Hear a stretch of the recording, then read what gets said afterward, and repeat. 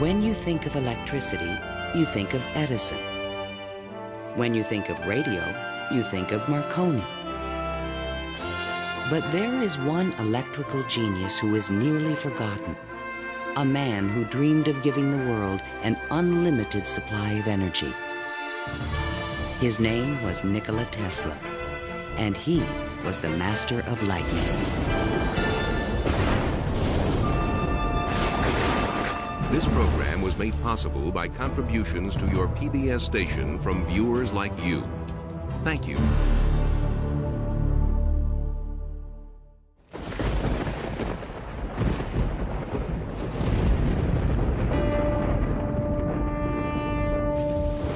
The progressive development of man is vitally dependent on invention.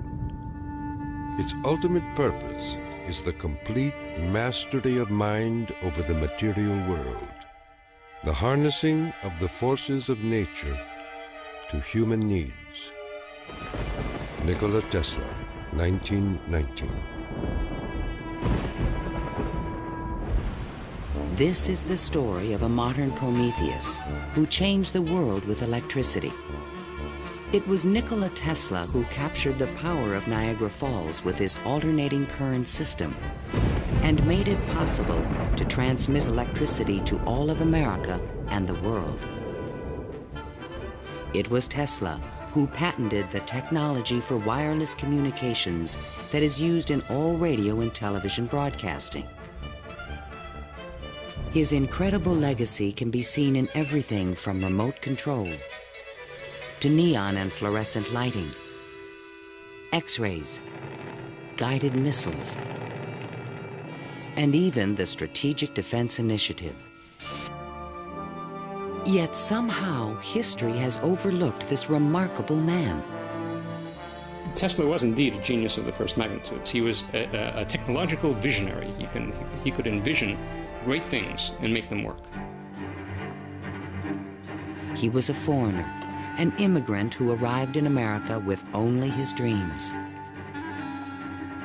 A proud and sometimes arrogant man, he worked and locked horns with some of the most powerful people of his day. Thomas Edison, who resented his ideas. Guglielmo Marconi, who capitalized on his inventions. George Westinghouse, who created the Westinghouse Electric Company with Tesla's patents. And the great financier, J. Pierpont Morgan, who supported and then abandoned him. At the height of his career, Tesla was one of the most famous men in the world. His inventions helped America grow into a powerful industrial nation. His ideas created billion-dollar corporations. But Tesla was not a practical man. Always driven toward the next great breakthrough, he failed to protect his commercial interests. In the end, others made fortunes with his inventions, and he wound up penniless and rejected. Money does not mean to me what it does to other men. All my money has been invested in inventions to make man's life a little easier. He was a visionary genius. There aren't many of them. And he was willing to give his life to his visions. We have to evolve means for obtaining energy from stores which are forever inexhaustible.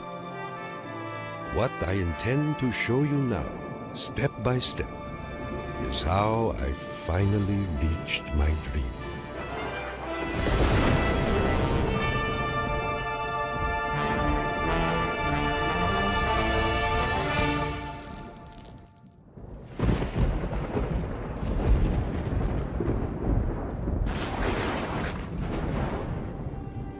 This is the house in which, by coincidence bizarre, I was born on the stroke of midnight between July 9 and 10, 1856. A fierce electrical storm raged that night. Nikola Tesla was born of Serbian parents on the eastern edge of the Austro-Hungarian Empire in what is today Croatia. His father, Milutin, was an Orthodox priest who expected his son to follow him in the clergy.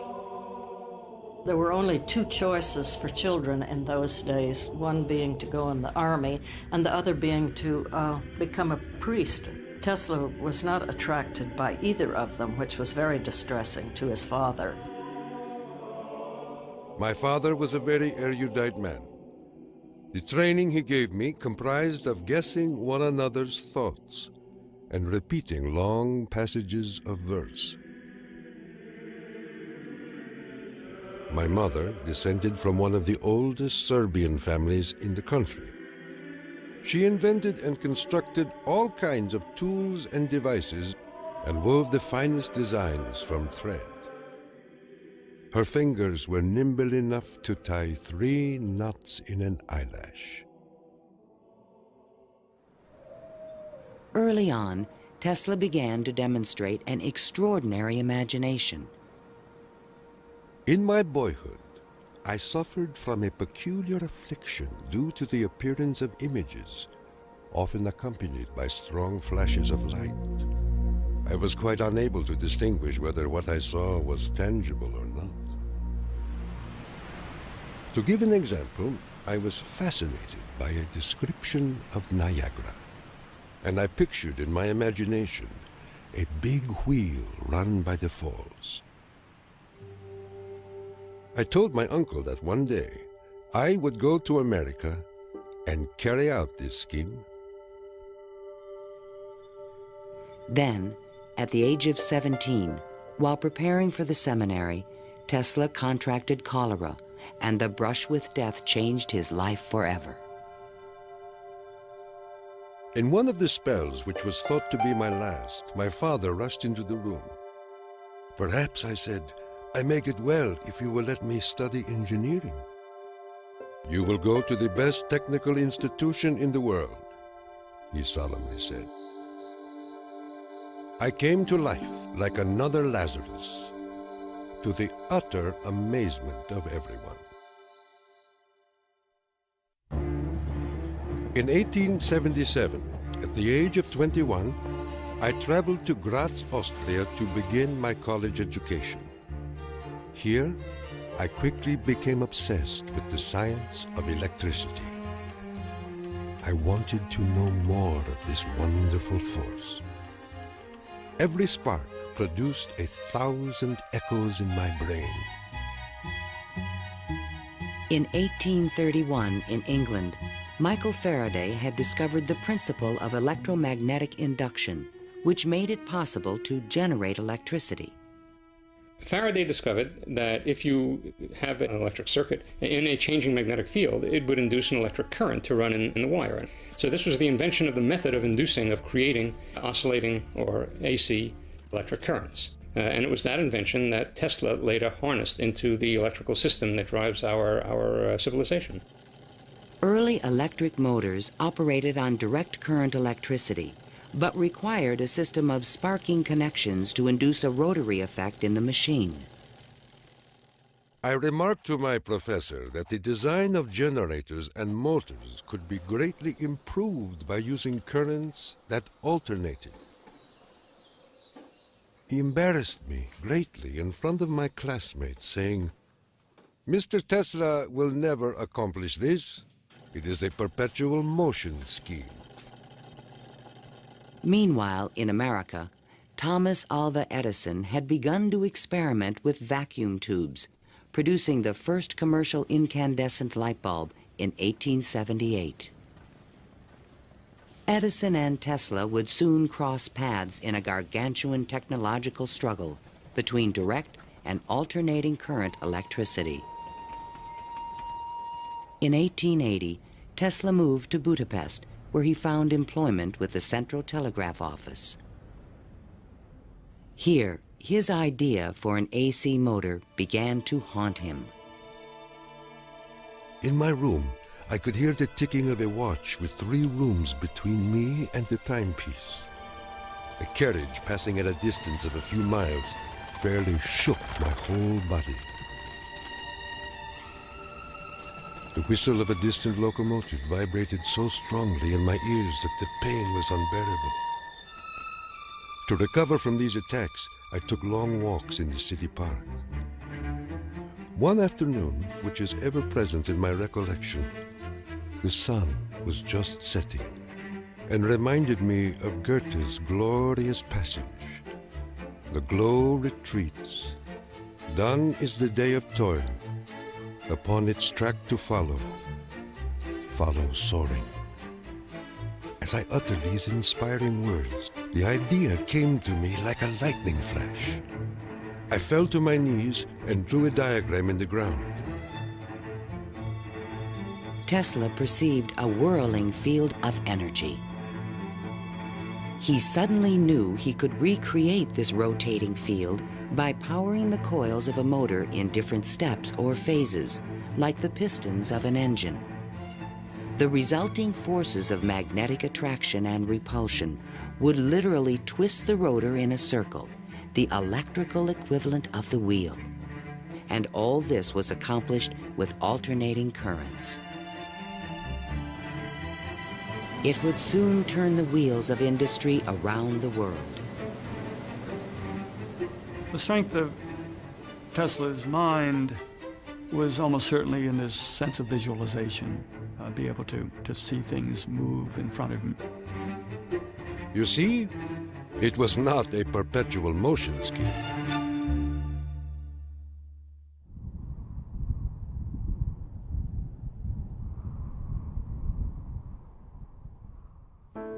It had been the height of my ambition and my most ardent wish to see America and come in contact with the great Thomas Edison. Accordingly, I undertook the voyage, and after losing my money and tickets and passing through a series of mishaps, including a mutiny in which I almost lost my life, I landed on these blessed shores with 4 cents in my pocket.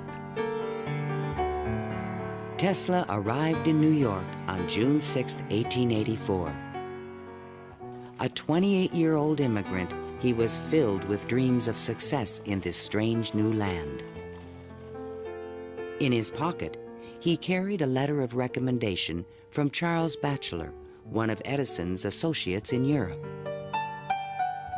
My dear Edison, I know 2 great men, and you are one of them.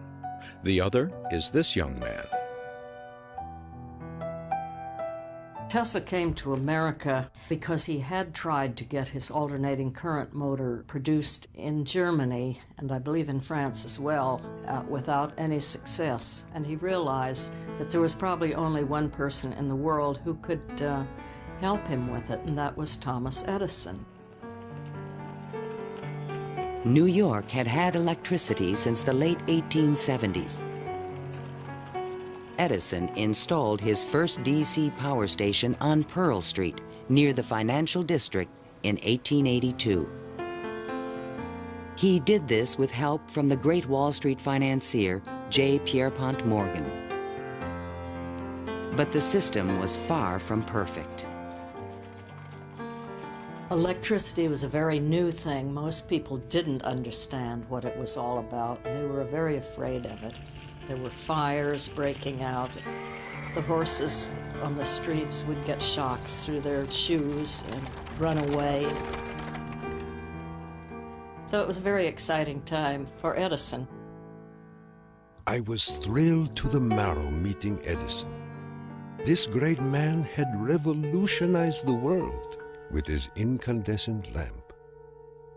And I was burning to show him my motor that ran on alternating currents. Edison had built his business on the direct current system, and any talk of alternating currents was an aggravation to him. The problem with direct current is that you can't change the voltage. What you generate, that's what you get. And if you generated the power at too high a voltage, you would blow out lamps at the other end. If you generated the proper power for the lamps and you want to go any great distance, then you need copper wire that's as thick as your arm. And the Edison people said, well, that's all right. We'll just have a power station every mile or so. DC was sufficient to power lights and run motors, but it could not be transmitted efficiently over long distances. By raising and lowering the voltage, AC could solve the problem of distance, but a working AC motor did not exist. In spite of their differences, Edison hired Tesla to improve the performance of his DC generators. Tesla said he was promised $50,000 if he was successful. The offer seemed too good to be true. I entered the Edison Machine Works, where I undertook the design of DC dynamos and motors. My regular hours were from 10:30 a.m. till 5 a.m. the next day. When I completed the task, I went to Edison for payment, and he laughed. Edison was very amused by this.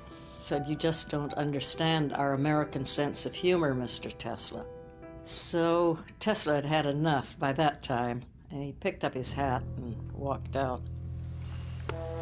Tesla paid dearly for his pride. I lived through a year of bitter tears and hard labor, digging ditches for Edison's underground cables. But he was still determined to develop his AC motor.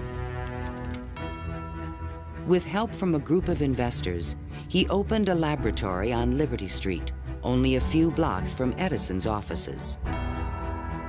There, he began to assemble a prototype of the motor he had envisioned 7 years earlier. Along with it, he developed all the components of the system of AC power generation and transmission still used today. In May of 1888, Tesla was ready to unveil his motor to the world. The subject which I now have the pleasure of bringing to your notice is a novel motor which I am confident will at once establish the superior adaptability of alternating currents.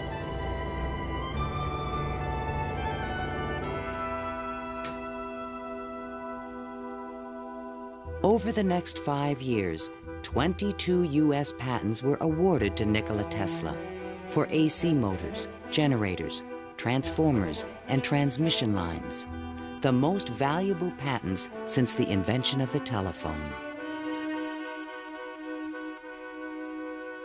One of the few men who understood the great potential of Tesla's inventions was the Pittsburgh industrialist George Westinghouse.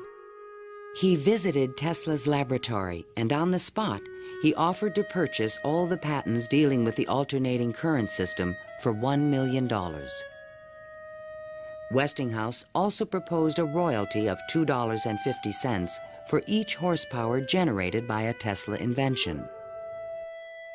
The young Serb was on his way to fortune and fame, while other inventors looked on with fascination and with envy.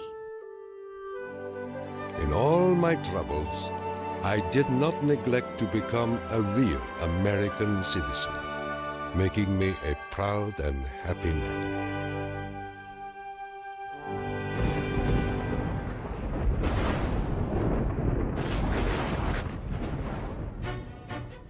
During the late 1880s, Edison began a negative media campaign to discredit the alternating current system of electricity being developed by Westinghouse and Tesla. It became known as the War of the Currents. My personal desire would be to prohibit entirely the use of alternating currents. They are as unnecessary as they are dangerous. Edison employees demonstrated the dangers of alternating current by electrocuting animals in public demonstrations. Just as certain as death, Westinghouse will kill a customer within 6 months after he puts in a system of any size. None of his plans worry me in the least. An Edison associate suggested using alternating current as a means of executing criminals. A test took place at New York's Auburn State Prison in 1890. Several gruesome attempts were required to kill the victim. disgusted witnesses claimed his spinal cord burst into flame. The infliction of the death penalty is not only barbarous and inhuman, but unnecessary as a factor in the scheme of modern civilization.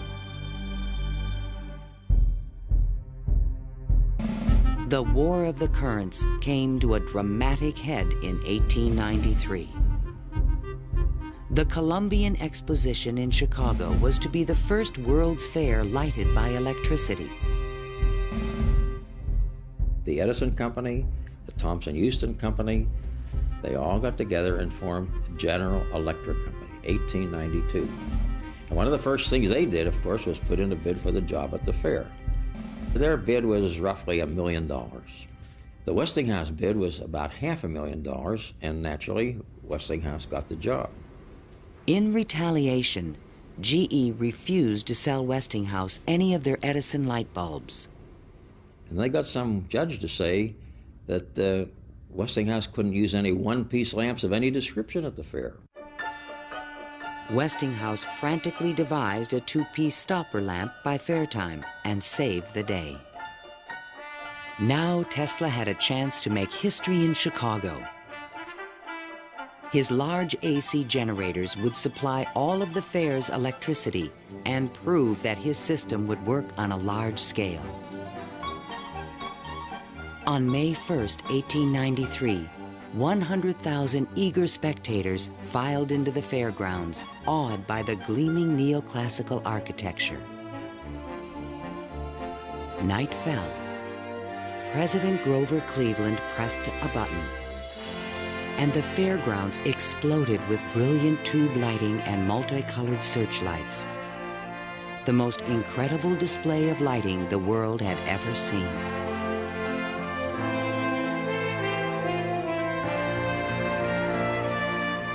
In the Great Hall of Electricity, the public could see that the Tesla Westinghouse system made it all possible. To overcome the impression that AC was dangerous, Tesla put on remarkable demonstrations. He created a device called the Egg of Columbus to show the rotating magnetic field created by his AC motor. In his room, he had cork-soled shoes on and a tuxedo and white tie and a top hat. And he would put his hand on a terminal, which would flash electricity through his body, creating a great shower as his whole body was encompassed in flame. And people were quite impressed by this, to say the least. The Chicago Exposition left an indelible impression on the American imagination. This was the gleaming new city of the future, and it was powered by the inventions of Nikola Tesla.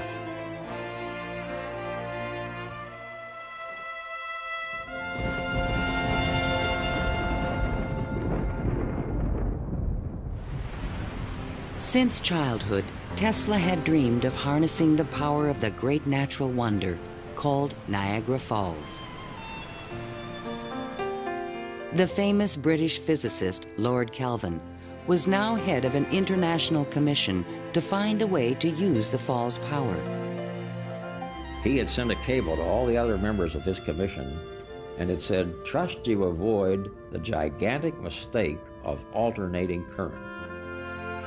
But all this dramatically changed when Lord Kelvin attended the Chicago Exposition and saw the AC system in operation.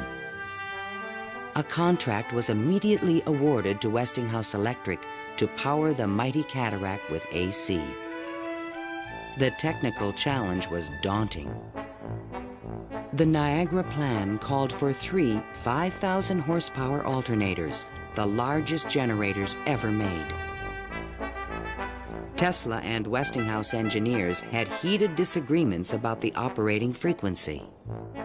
Even when the system was finally installed, Tesla was the only person who was certain it would operate. The technical details have been completely worked out. All that now remains is for the switch to be thrown. In 1896, The system went online, and the electrical age began. The waters of the upper Niagara turned enormous water turbines connected by shafts to the massive 5,000 horsepower generators. The current from the generators was stepped up with transformers to 22,000 volts and sent out over long-distance lines, then stepped back down to light municipalities and power motors of Tesla's design. The Niagara Falls Gazette proclaimed, "This morning, the streetcars of this city are moving by Falls power. Hereafter, the Falls must work to earn their living." Imagine my surprise when 30 years later I saw my boyhood plan carried out at Niagara and wondered at the unfathomable mystery of the mind.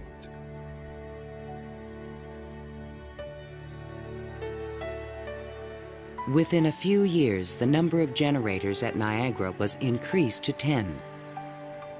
By the turn of the century, the power lines stretched 360 miles to New York City. The War of the Currents was over, and Tesla was the winner. By the time Tesla effectively arrives on the scene with his motor, Edison is out of the business. He's basically written out of his own company. This was something Edison would not soon forget. In spite of the success of AC, Westinghouse had overextended his company's resources, leading to severe financial difficulties. In order to save the company, Tesla said that he tore up his royalty contract for $2.50 per horsepower generated. Today, this agreement would be worth trillions. Had the inventor been tricked again? This is something that we've never found any record of in the Westinghouse annals. We do have something which is a memorandum of agreement about that, but it was never signed. But Tesla was ready to move on. I had already perceived enough to get the idea that energy could be transmitted and received without connecting wires in between. He was convinced his next invention would make him a millionaire once more.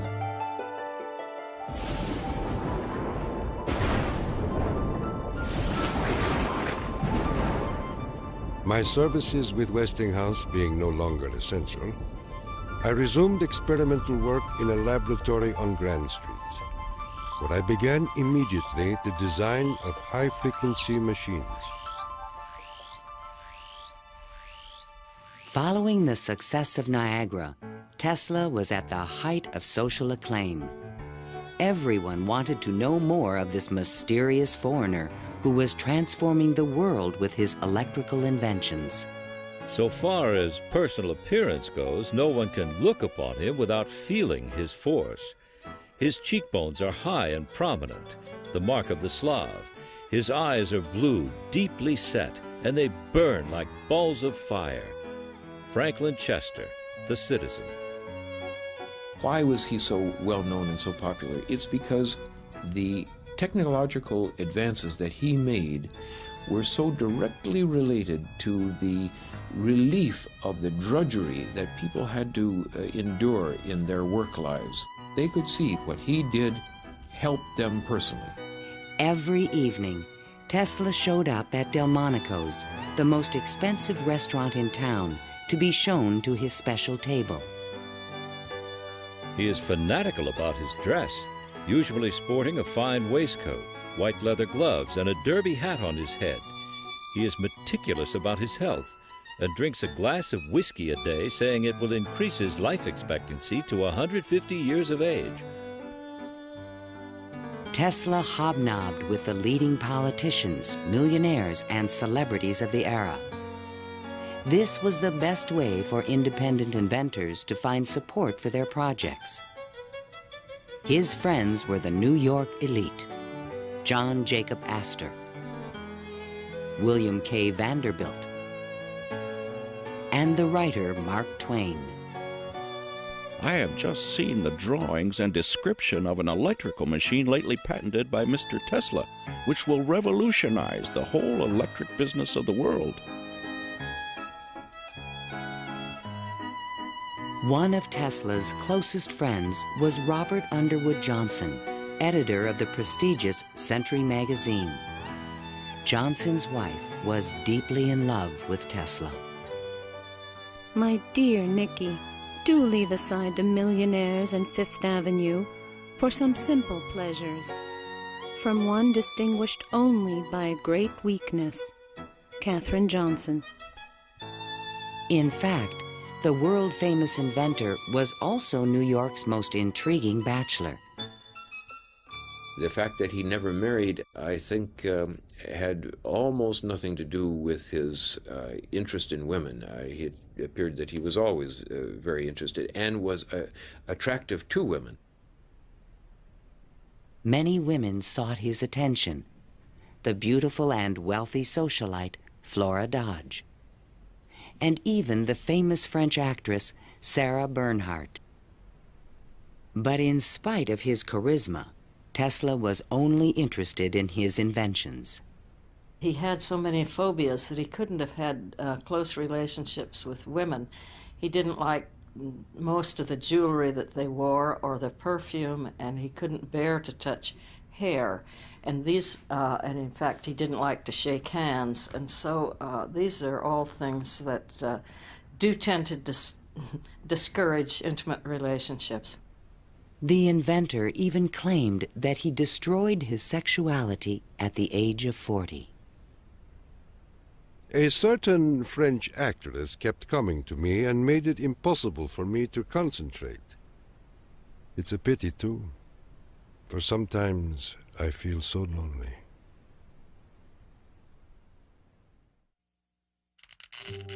Throughout the 1890s, alongside his work on AC power technology, Tesla was also experimenting with high-frequency electricity. In 1873, James Clerk Maxwell in England had proven mathematically that light was electromagnetic radiation. Light was electricity, vibrating at an extremely high frequency. To explore this unknown world, Tesla invented a unique device, still known today as a Tesla coil. The Tesla coil is an instrument that can step up voltages to high voltages at high frequencies. That essentially transmits a radio signal. Tesla invited friends and potential investors to late-night demonstrations in his laboratory. In experiments, he would permit his guests to pass thousands of volts of electricity through their bodies to light a lamp or melt a wire in their hands. Mark Twain was always a willing subject. Thunder is good. Thunder is impressive. But it is lightning that does the work. Even today, it would be a little bit scary to go into Tesla's laboratory, and in those days when people didn't know anything about electricity, it must have been terrifying. With high frequencies, Tesla developed some of the first neon and fluorescent illumination. He also took the first X-ray photographs. But these discoveries quickly paled one day in 1890 when a vacuum tube illuminated in his hand without any wire connection. To me, it was the first evidence that I was transmitting energy through the air. This was the beginning of Tesla's lifelong obsession, the wireless transmission of energy.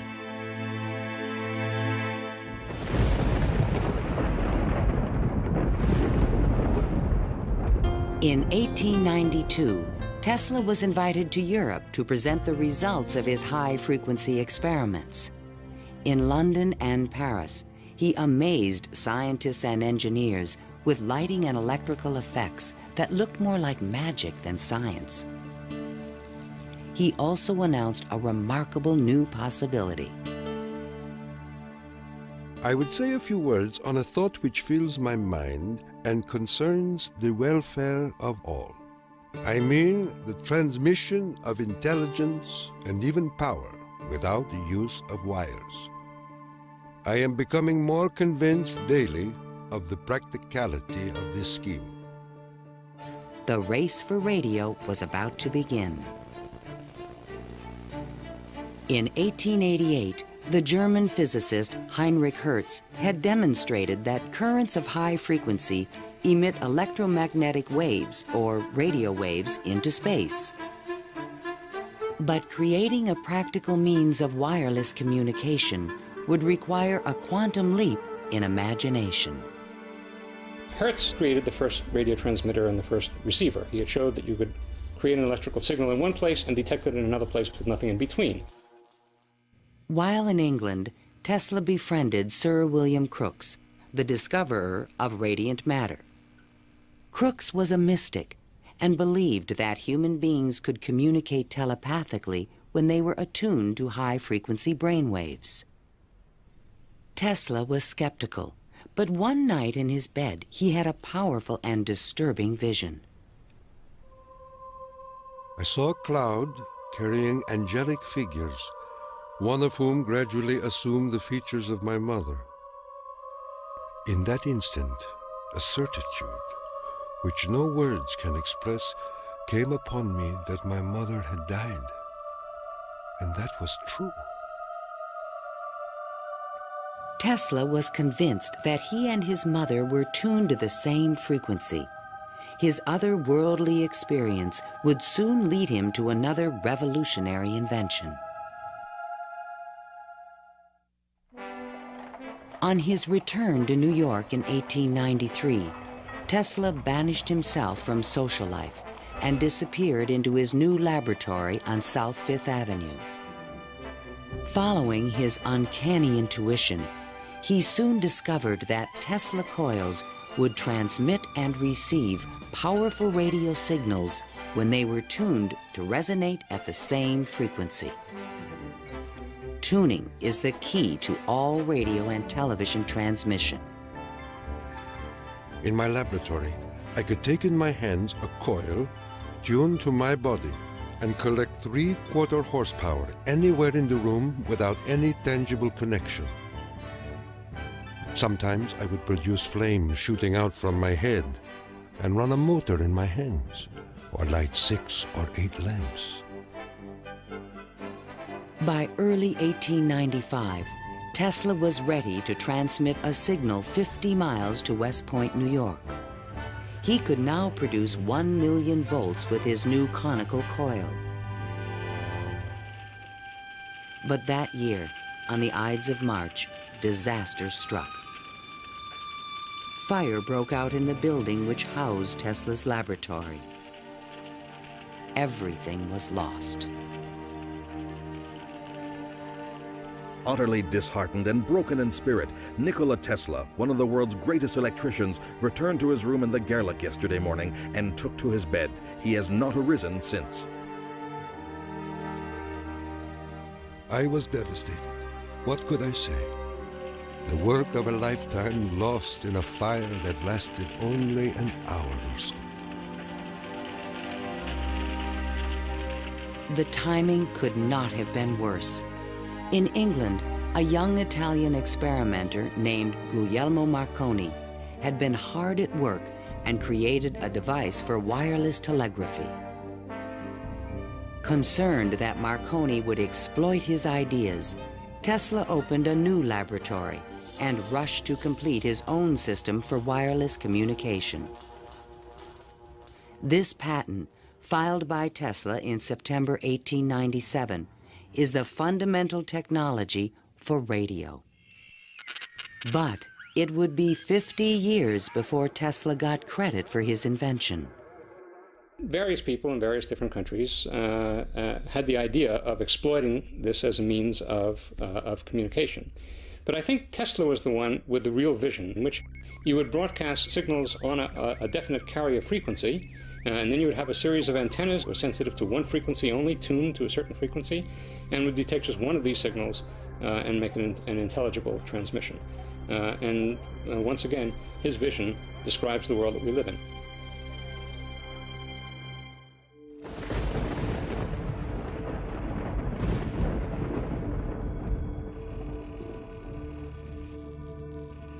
I was so blue and discouraged in those days that I do not believe I could have borne up but for the regular treatments of electricity which I applied to myself.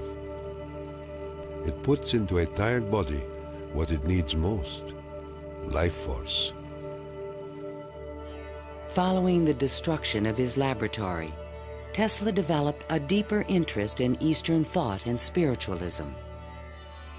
Mr. Tesla was charmed to hear about the Vedantic prana and Akash and the Kalpis, which he claims are the only theories modern science can entertain. Inspired by the Hindu teacher Swami Vivekananda, Tesla began to look at the universe as a symphony of vibrations and waves. We are whirling through endless space with an inconceivable speed. Everything is spinning. Everywhere there is energy. There must be some way of availing ourselves of this energy more completely. In 1898, an unusual experiment took place in Tesla's laboratory. He attached a small mechanical oscillator to an iron pillar. Precisely timed pulses from the device made the entire building tremble.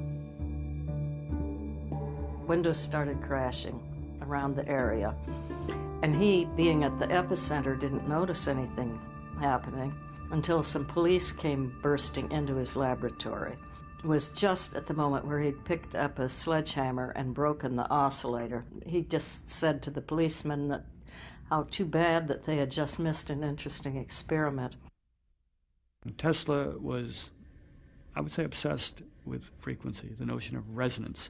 The story where he takes the device and puts it on the girder in his office and, gets the frequency of the building and supposedly, it's an apocryphal story, I'm sure, but it gets right at the core that, hey, if I've got the right frequency, I can move the world. And indeed, he talks about the frequency of the earth, and that if he can do that, he can, almost literally split the earth in half.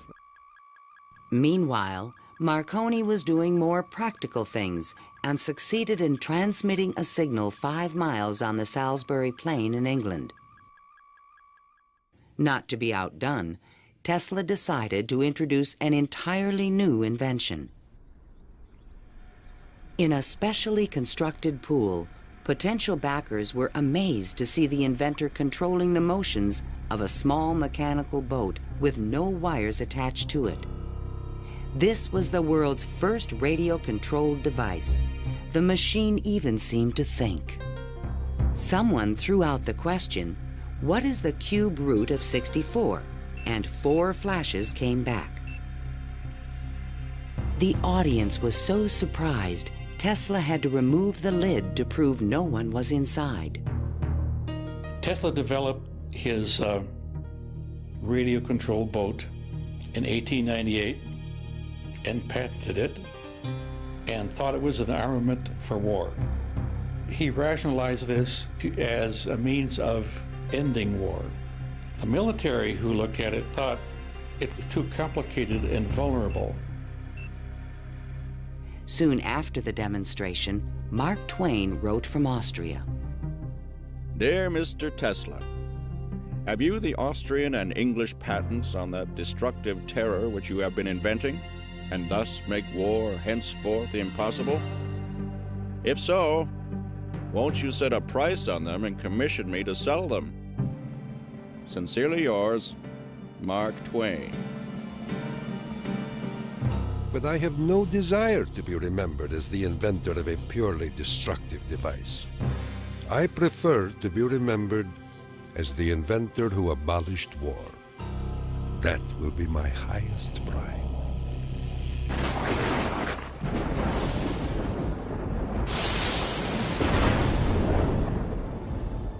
In the summer of 1899, Tesla moved to Colorado Springs, Colorado, to conduct a series of secret experiments. He told curious local reporters that he intended to send a wireless message from Pikes Peak to Paris for the Paris Exposition of 1900. But his plans were even more ambitious. I came to the conclusion that it would be ultimately possible, with very little elevation, to transmit electrical power through the upper atmosphere. Just outside the city, he constructed an experimental station with sliding roof panels. A quote in Italian from Dante's Inferno hung by the entrance of the strange wooden structure. It read, "Abandon hope, all ye who enter here." During the construction phase, Tesla studied lightning. Now, I can understand Tesla's fascination with it, because what happens in lightning is that electricity is being transmitted from one place to another. Electric power, not just electric signals, but real electric power is being transmitted from one place to another. And the way it happens is that the air itself breaks down, it ionizes, it becomes what we call a plasma, and therefore, for a moment, it's a conductor, and it's actually conducting electricity just the way an electric wire conducts electricity. Inside the station, he began to assemble the largest Tesla coil ever built, which he called the magnifying transmitter. An antenna rose 145 feet above the building, crowned with a copper foil sphere. The entire station was, in effect, a machine to create lightning. Late one evening, Tesla put his transmitter to the test. He signaled to an assistant to close the switch. Huge streamers of electricity shot out of the coil and darted through the room. The sound of the exploding discharges was deafening.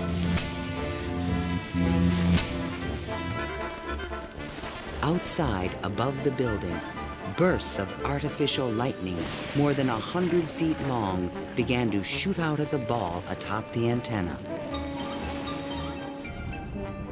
Its thunder could be heard 20 miles away in the small mining town of Cripple Creek.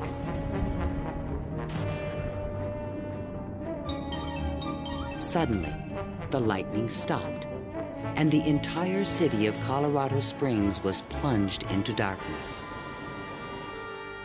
The experiment had set fire to and destroyed the local power company's generator. Residents were furious and began to fear this mysterious stranger. Undaunted, Tesla continued his wireless power experiments for 6 more months. Late one night, an unusual event took place. Tesla noticed a repeating signal being received by his apparatus. To his own amazement, he believed it was an extraterrestrial communication. In a letter to the American Red Cross, he wrote, "Brothers, we have a message from another world. It reads, 1, 2, 3. The press had a field day. If the mystical 1, 2, 3 was impulsed from Mars, as Tesla says, they certainly showed most excellent taste in choosing Colorado Springs. It is a rule in inventional science. When you're going to tell one, tell a good one. And men have become great in this way. Colorado Springs Gazette. Though widely ridiculed for his claim, Tesla may have been the first to detect radio waves from space. I believe that Tesla could have gotten these signals from space. We are getting them today, and these are the radio telescopes. That's what radio telescopes do today, receive signals from space. They are not from alien civilizations, but they are from the sun and from the stars. On January 7th, 1900, Tesla boarded a train back to New York City. Perhaps he had mastered the power of lightning, or at least that's what he believed. The law which I discovered in Colorado is wonderful, and it means that results undreamed of before will be possible. as soon as a large plant is constructed in accordance with my plan. See the excitement coming.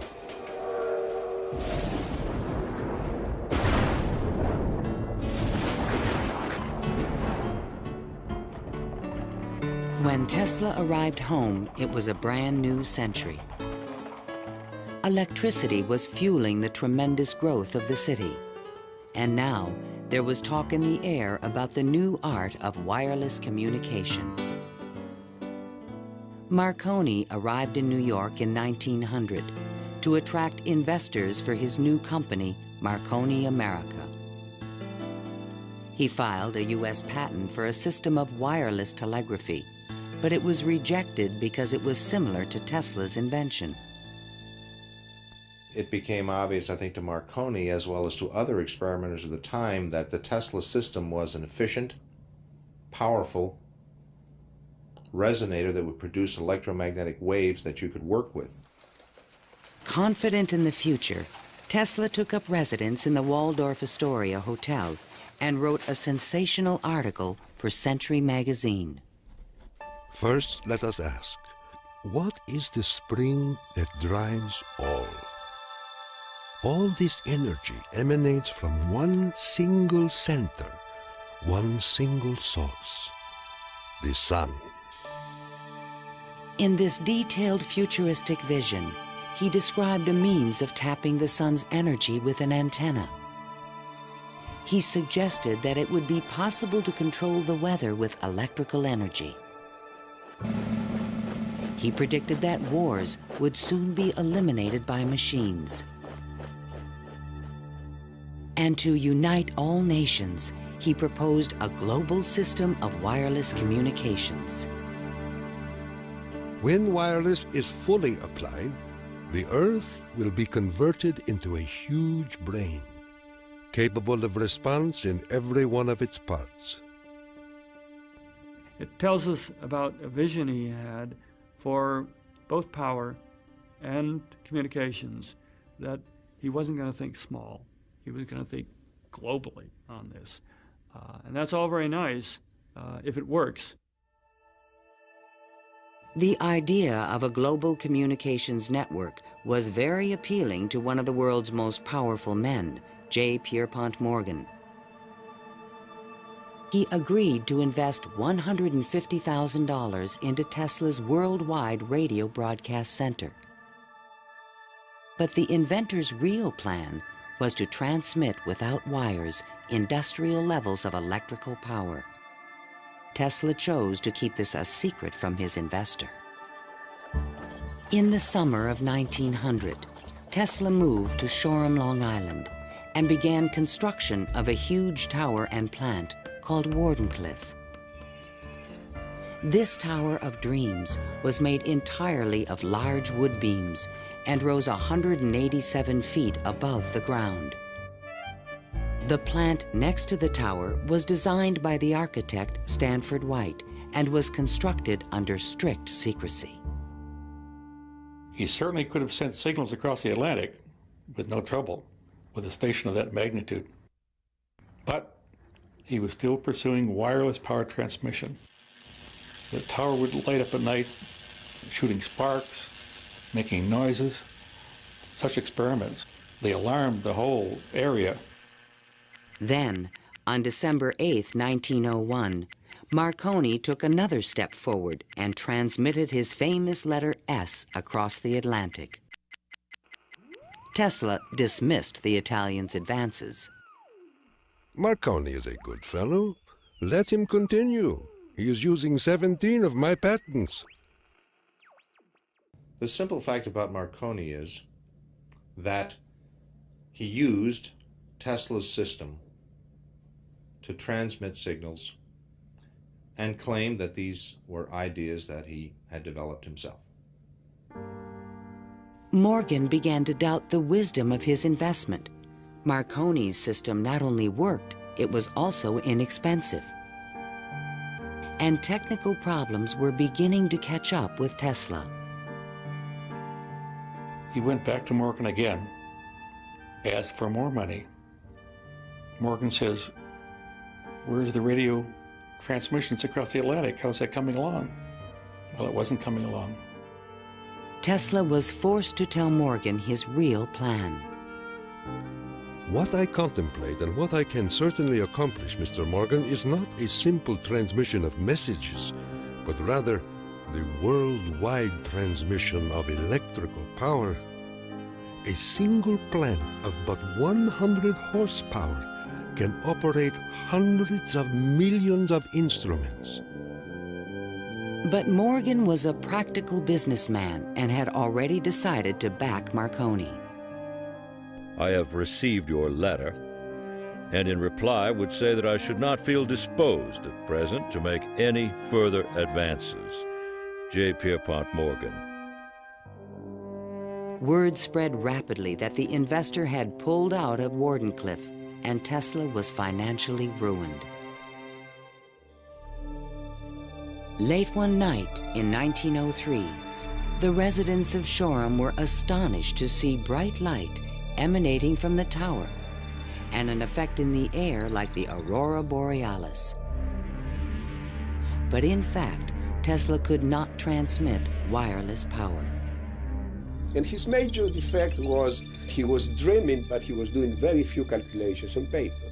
Because on paper, he could have realized that you can transmit power, but not very much power. You can transmit power to hear the radio or for television or for a telephone. But once you want to start turning lights in which you really need high currents, the power gets diluted because space is very large. To his dying day, Tesla believed it could be done. It is not a dream. It is a simple feat of scientific electrical engineering, only expensive. Blind, faint-hearted, doubting world.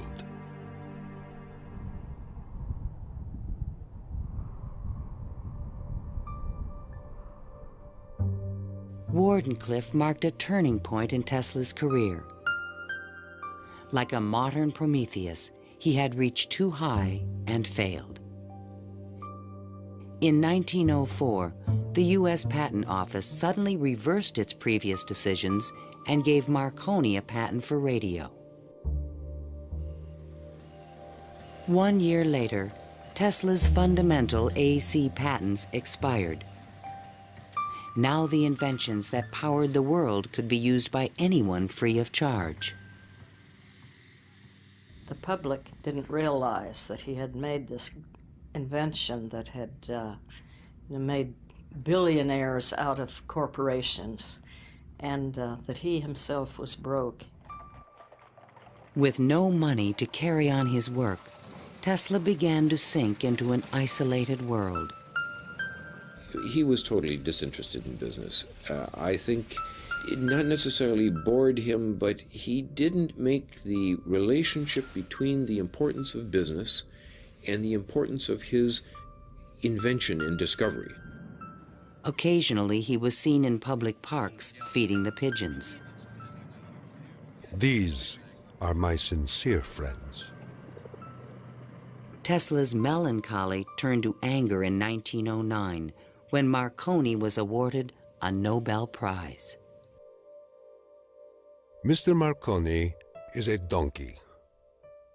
The question of Tesla and radio is certainly a very interesting one. It's clear that Tesla, in terms of certain basic notions of radio, was very early, if not first, in expressing them and even of getting of taking them to the patent stage. In desperate need of money, Tesla brought suit against the Marconi company, claiming that his patent rights had been infringed. But he lacked the resources to wage a legal battle with a large corporation, and ultimately gave up. Marconi had received the Nobel Prize for work that Tesla correctly believed to be his own. I suppose everything is fair in wireless as in warfare. In 1915, the Nobel Prize entered Tesla's life once again. The Swedish government has decided to distribute the Nobel Prizes next week as follows. Physics, Thomas A. Edison and Nikola Tesla. Even Tesla was surprised by the front-page announcement in the New York Times. I have concluded the honor conferred upon me concerns the transmission of electrical energy without wires. But 1 week later, the award was given to William H. Bragg of Oxford, England, for his work with X-rays and crystal structure. The embarrassing situation was never really explained. A rumor spread that Tesla had refused to share the prize with Edison. The difference that the Nobel Prize could have made in Tesla's life soon became evident. Testimony given by Nikola Tesla, the electrical inventor, in a judgment for $935 back taxes was filed yesterday. Mr. Tesla said under oath that he was penniless and had been living on credit. In an attempt to give him long overdue recognition, the American Institute of Electrical Engineers decided to award Tesla their prestigious Edison Medal. But on the night of the presentation, the guest of honor was missing. And Edison was conveniently away on business. They found Tesla across the street by the New York Public Library, feeding the pigeons. Later that night, he was persuaded to accept his medal and announced that he had finally completed his invention to transmit wireless power. The energy goes to a distant place, and you will see something like the aurora borealis. To conclude, we are coming to great results. The audience thought Tesla was losing touch with reality.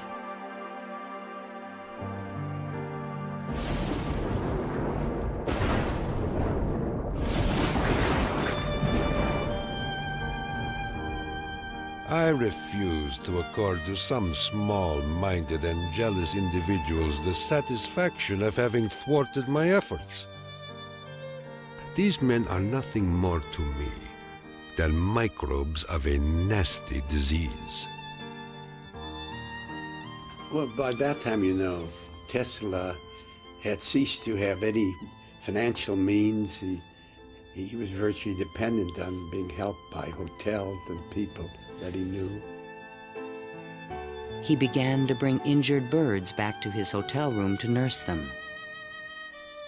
He had more companionship with pigeons at that time of his life than with human beings. Working as a consulting engineer, Tesla managed to maintain a small office and laboratory in the Metropolitan Tower. To change his thoughts, he frequently attended movies in Times Square. Here he could see his futuristic ideas appearing on the screen. But his ideas were only accepted in science fiction movies and magazines. In 1924, there was a news report that while at Colorado Springs, Tesla had invented a death ray machine that shot bolts of lightning. The inventor was strangely quiet on the topic. Meanwhile, a new scientific star, Albert Einstein, had captured the world's attention with his theory of relativity. Tesla continuously attacked the validity of Einstein's work. Scientists today wander through equation after equation that have no relation to reality. If we were to release the energy of atoms, instead of a blessing, it might bring disaster to mankind. But no one took him seriously. I think that every generation of scientists feels that the new ideas that come along that replace their own ideas represent a loss rather than a gain. Tesla believed that Einstein was taking us intellectually in the wrong direction. Rejected by traditional science, Tesla's interests again turned to the esoteric. his intellect seemed to embrace a lot of different areas quite easily. What he lacked were the social skills. And that's that's an enormous shame because it interfered with his ability to use that genius, to be practical. Though nearly a recluse, he would occasionally attend dinner parties at the home of the German poet and mystic George Sylvester Viereck. And he always intrigued the guests. While we were in the midst of talking, an apparition seemed to come into the room.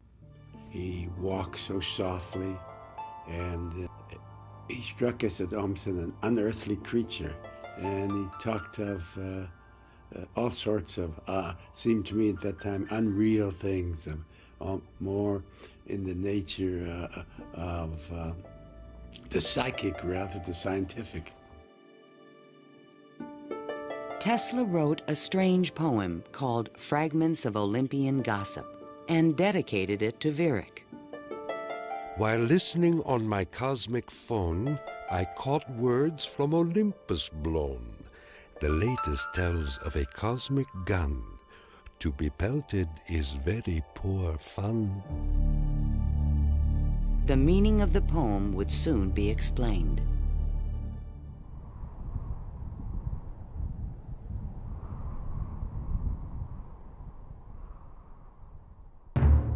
I inherited from my father an ineradicable hatred of war. But war can be stopped, not by making the strong weak, but by making every nation, weak or strong, able to defend itself. Thomas Edison, America's best-known inventor, died in 1931. That same year, Tesla came back to life. His friends threw him a 75th birthday celebration. Time magazine put his picture on the cover. Letters of admiration poured in from scientists around the world, including a generous Albert Einstein. I congratulate you for your great success on your lifetime task. Basking in the attention, Tesla announced at a press conference that he had discovered a completely new source of power. The idea, when it first burst upon me, was a tremendous shock. And let me say that it has nothing to do with releasing so-called atomic energy.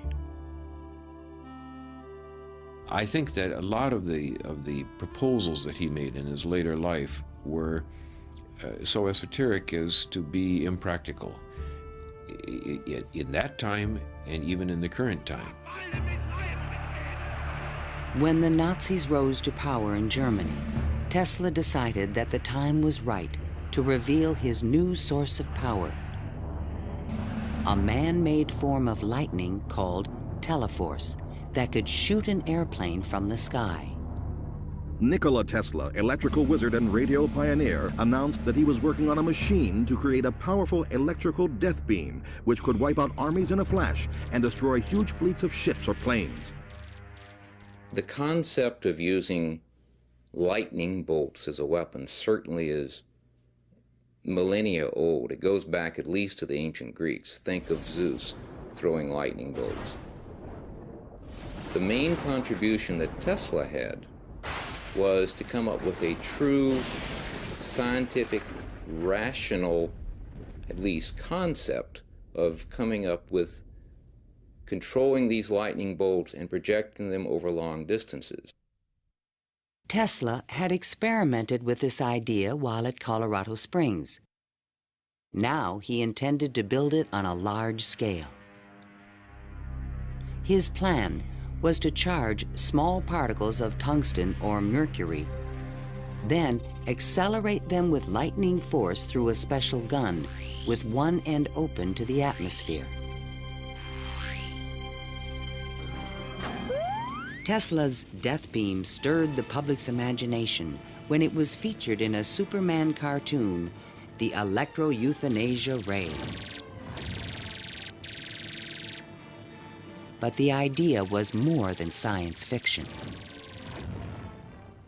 Tesla tried to sell this concept to various governments, England, the Soviet Union, and the United States, all Allied powers, and against Germany. He offered his system to England for $30 million, and they entered negotiations. When Tesla demanded payment before sending the final plans, the deal fell through. The British attempted to build their own death beam, but the project was soon abandoned.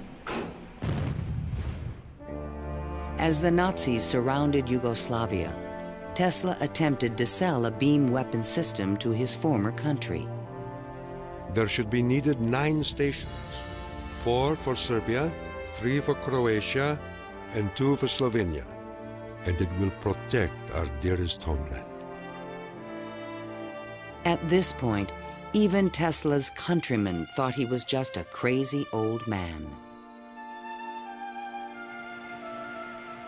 One day in 1937, Tesla started out from his hotel room to feed his pigeons. Suddenly, a few blocks from the hotel, he was hit by a taxi and thrown to the ground. 3 of his ribs were broken. He was 81 years old. Remembering what he did for their company, Westinghouse executives agreed to pay his room and board for the rest of his life. The inventor also received a small stipend from the Yugoslav government. During the Christmas season of 1942, Tesla's death was imminent. Again, he attempted to interest the United States in his beam weapon concept. At the recommendation of 2 government engineers, a meeting of high-level officials was scheduled at the White House for January 8, 1943, to consider his plans. But the meeting never took place. Nikola Tesla, inventor of the Tesla coil, the induction motor, and hundreds of other electrical devices, died last night in his suite at the Hotel New Yorker. On last Thursday night, here in our city of New York, a man who was 87 years of age died in his humble hotel room. On January 10, 1943, Mayor Fiorello LaGuardia of New York paid tribute to Tesla on the radio. He died in poverty, but he was one of the most useful and successful men who ever lived. Were we to eliminate from our industrial world the result of Tesla's work, the wheels of industry would cease to turn, and our electric trains and cars would stop. Our towns would be dark, our mills and factories dead and idle. But Tesla is not dead. The important part of Tesla lives in his achievement, which is great, an integral part of our civilization, of our daily lives, of our current war effort. Ironically, only 5 months after Tesla's death, the United States Supreme Court declared elements of the Marconi patent invalid. The decision confirmed Nikola Tesla's patent priority for the fundamental technology of radio.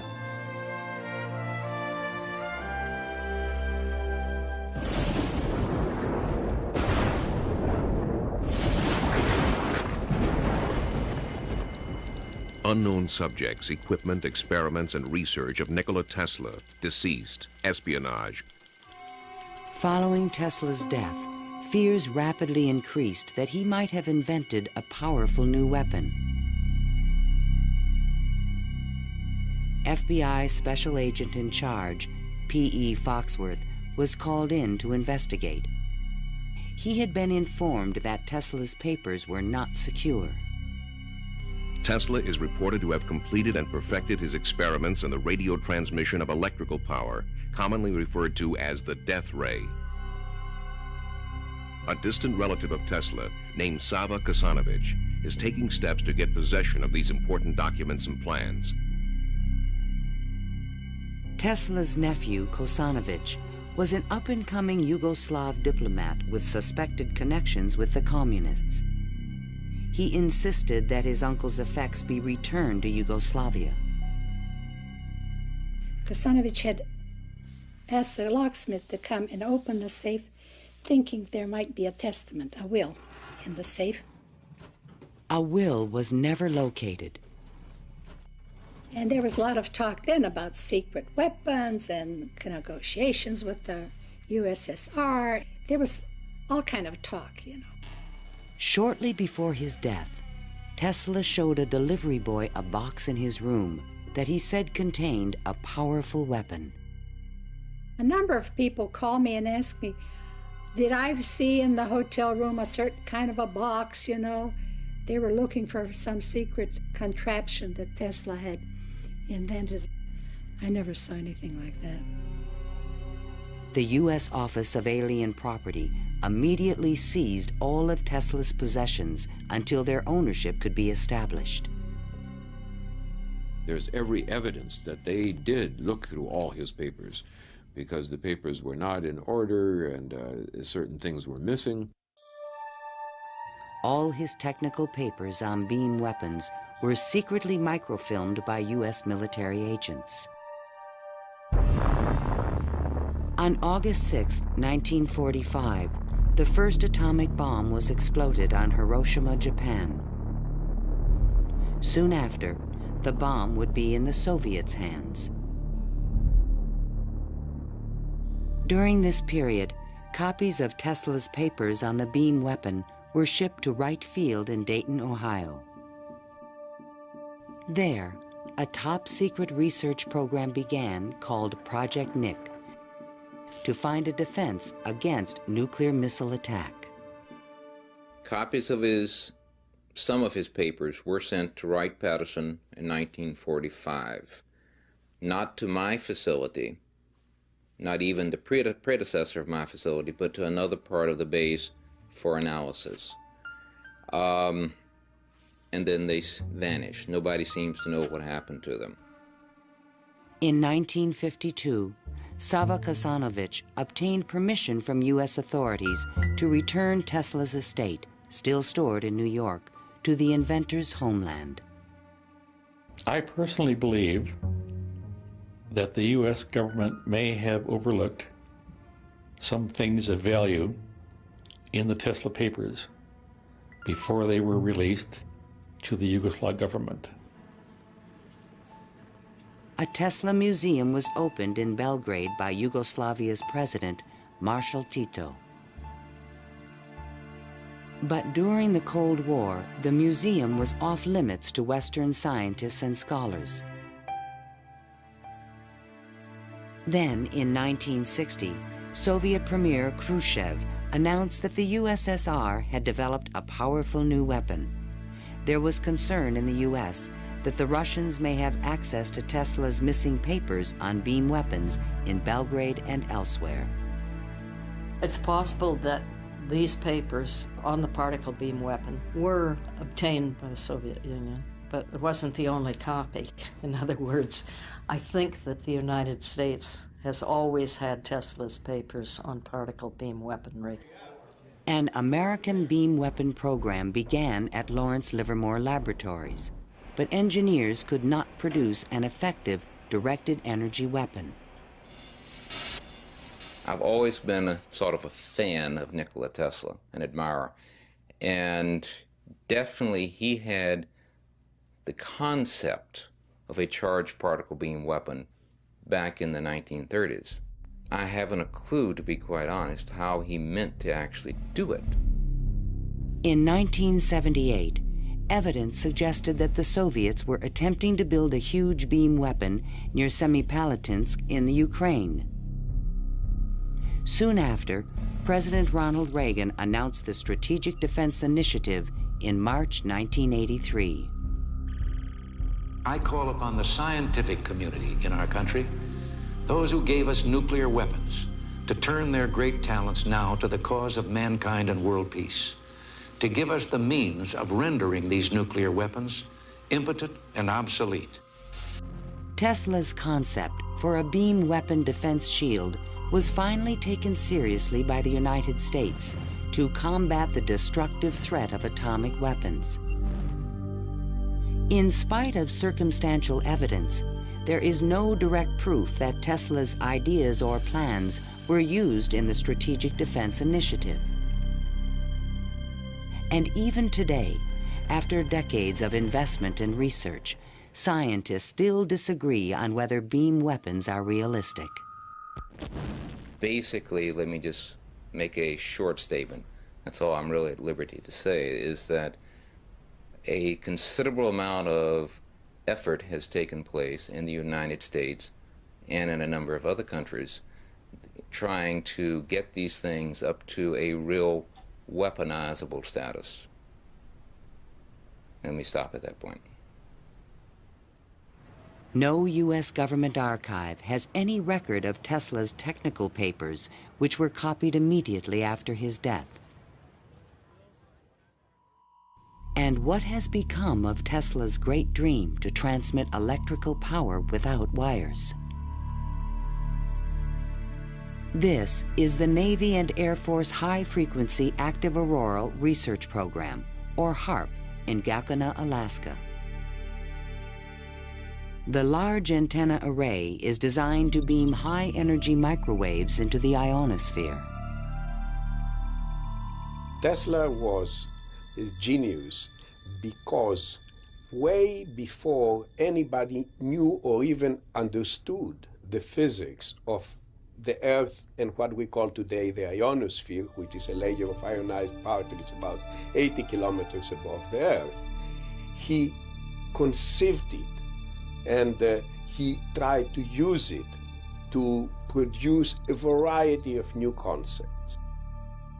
The HAARP project evolved from a patent filed in 1987 in which Tesla's work is referenced. It proposed using the ionosphere like an enormous electrical circuit to transmit power around the planet. It even described a means of changing the weather by superheating portions of the upper atmosphere with microwave energy. Tesla proposed that it might be possible to modify the weather by using radio waves. I believe that this is impossible. Ionospheric modification is still in its early experimental stages, but microwave technology has already made it possible to transmit wireless power with the use of satellites. We go to Alaska, and in Alaska there is natural gas. In order to send it somewhere, you have to create a pipeline. That's very expensive. So we said, all right, let's go into Alaska, create microwaves from the natural gas, send them to a satellite at a particular geosynchronous orbit, put a reflector there, and send it to Japan. And in Japan now, you get the antenna, which transforms these microwaves into 60 hertz, and you get electricity. So you make essentially Tesla's dream. The scientific man does not aim at an immediate result. He does not expect that his advanced ideas will be readily taken up. His work is like that of the planter for the future. His duty is to lay the foundation for those who are to come and point the way. He was special. I mean, he was unique. He was unusual in all sorts of ways. And if we are to understand our own creativity, our own ability to invent, there's an awful lot to be learned by studying the way in which he created. The day when we shall know exactly what electricity is will chronicle an event probably greater, more important than any other recorded in the history of the human race.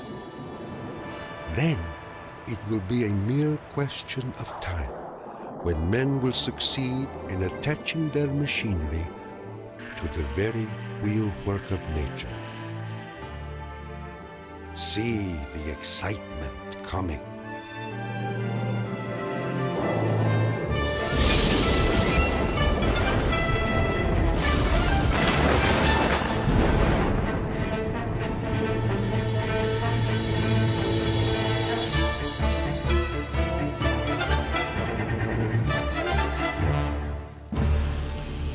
To learn more about Nikola Tesla, visit PBS online at pbs.org.